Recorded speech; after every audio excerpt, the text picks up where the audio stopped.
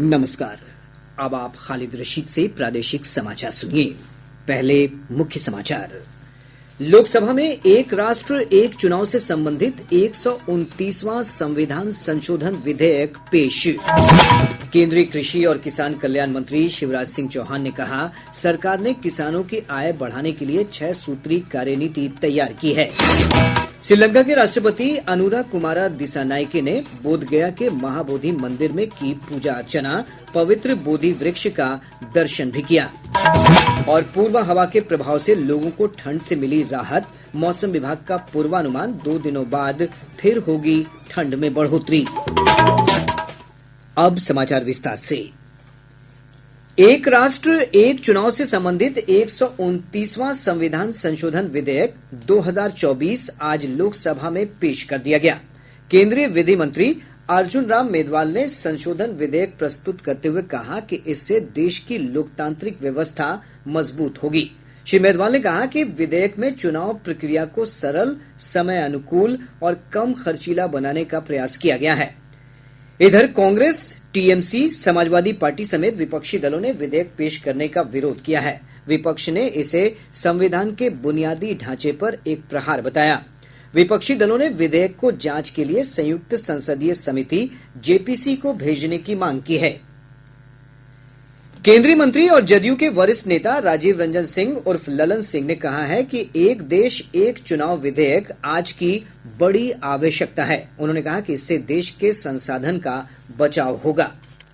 एक बार अगर देश में चुनाव होगा तो कई लाभ होता है। पूरे देश का पैरामिलिट्री, पूरे स्टेट एडमिनिस्ट्रेशन की पुलिस चुनाव में व्यस्त हो जाती है। महीनों महीनों चुनाव चलता है, सारा लॉ एंड ऑर्डर खत्म हो जाता है, पैसे का अपव्यय होता है, विकास का काम बाधित हो जाता है। पूरा राज्य का प्रशासन, केंद्र का प्रशासन, इस राज्य के अधिकारी उस राज्य में, उस राज्य के अधिकारी उस राज्य में ऑब्जर्वर बन के जाते हैं। तो इसलिए आदरणीय प्रधानमंत्री नरेंद्र मोदी जी ने इसको कानूनी रूप देने का काम किया और न ही कहीं से यह संघीय ढांचा जो है इस देश का उस पर कोई प्रभाव डालता है और न ही यह संविधान विरोधी।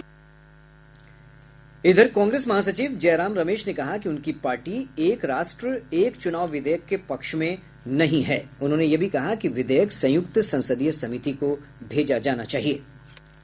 हम 1 नेशन 1 इलेक्शन का विधेयक को संविधान के खिलाफ मांगते हैं। वो संविधान की मूल ढांचा जो है उसके खिलाफ है। लोकतंत्र को हटाने के लिए, लोकतंत्र को चुप करने के लिए ये चलाया जा रहा है। एक तंत्र का तोप का एक हथियार है 1 नेशन 1 इलेक्शन। और मैं कह दूं 1 नेशन 1 इलेक्शन विधेयक एक बिगुल है संविधान बदलने का।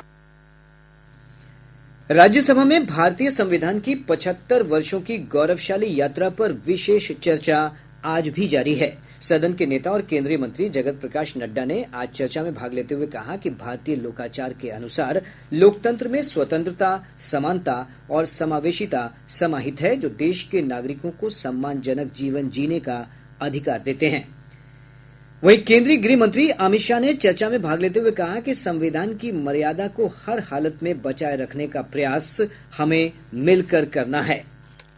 जब संविधान की भावनाओं को दरकिनार कर कोई अपने लिए संविधान को तोड़ मरोड़ कर आगे चलने का प्रयास करता है तो किस प्रकार के अकस्मात और किस प्रकार की दुर्घटनाएं होती हैं। इस सभी दृष्टि से देखें तो संविधान की दोनों सदन में जो चर्चा हुई है वो चर्चा एक प्रकार से हमारे किशोरों के लिए, हमारी युवा पीढ़ी के लिए आने वाले दिनों में ये दोनों महान सदन में बैठकर देश का भविष्य का निर्णय करने वालों के लिए बहुत शिक्षणात्मक रहेगी, ऐसा मेरा मानना है।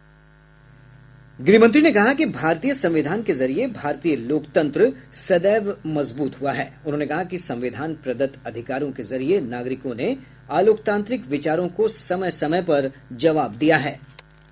जो कहते थे लोकतंत्र इस देश में सफल नहीं होगा, मैं वो सभी लोगों को इस सदन के माध्यम से कहना चाहता हूं कि 75 साल हो गए हमारे साथ भी पास में, पास पड़ोस में, दुनिया भर में कई लोग आजाद हुए, नई शुरुआत की, वहां कई बार अकस्मात हुए, लोकतंत्र सफल नहीं हुआ। हमारा लोकतंत्र आज पाताल तक गहरा पहुंचा है। अनेक परिवर्तन रक्त की एक बूंद बहाए बगैर हमने करे हैं और विचारधाराओं के आधार पर भी परिवर्तन करे हैं। इससे पहले चर्चा में जेडीएस नेता एचडी देवेगौड़ा, टीएमसी की सुष्मिता देव और जदयू के रामनाथ ठाकुर समेत अन्य वरिष्ठ नेताओं ने भी हिस्सा लिया। केंद्र सरकार ने किसानों की आय बढ़ाने के लिए 6 सूत्री कार्यनीति तैयार की है। लोकसभा में एक प्रश्न के उत्तर में कृषि और किसान कल्याण मंत्री शिवराज सिंह चौहान ने कहा कि इस नीति के नतीजे सामने आने लगे हैं।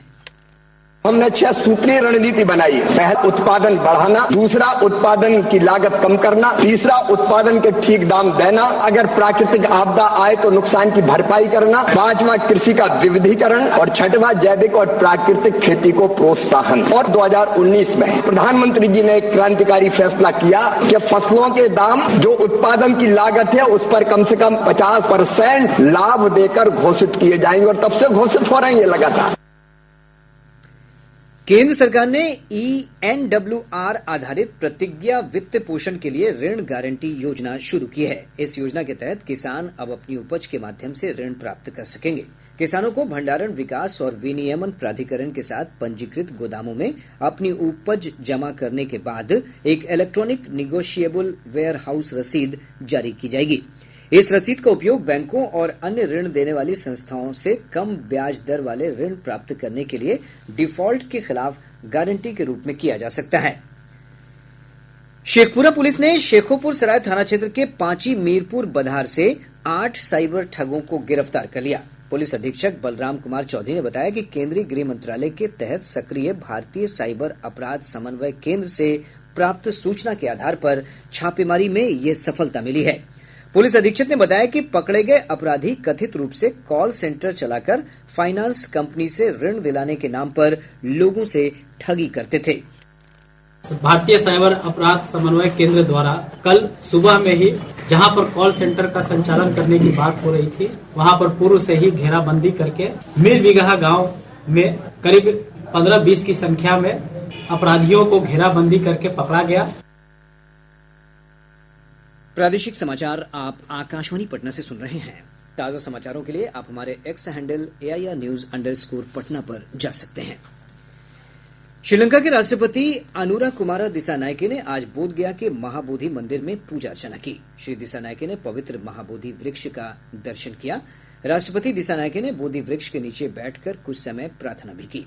उन्होंने महाबोधि मंदिर परिसर स्थित मुकालिंदा सरोवर, रत्नगिरी, चंक रामन समेत अन्य महत्वपूर्ण स्थानों का भी दौरा किया। इससे पूर्व बोधगया पहुंचने पर महाबोधि मंदिर के मुख्य पुजारी भिक्षु चलिंदा और बोधगया मंदिर प्रबंधन समिति के पदाधिकारियों ने श्रीलंका के राष्ट्रपति का भव्य स्वागत किया।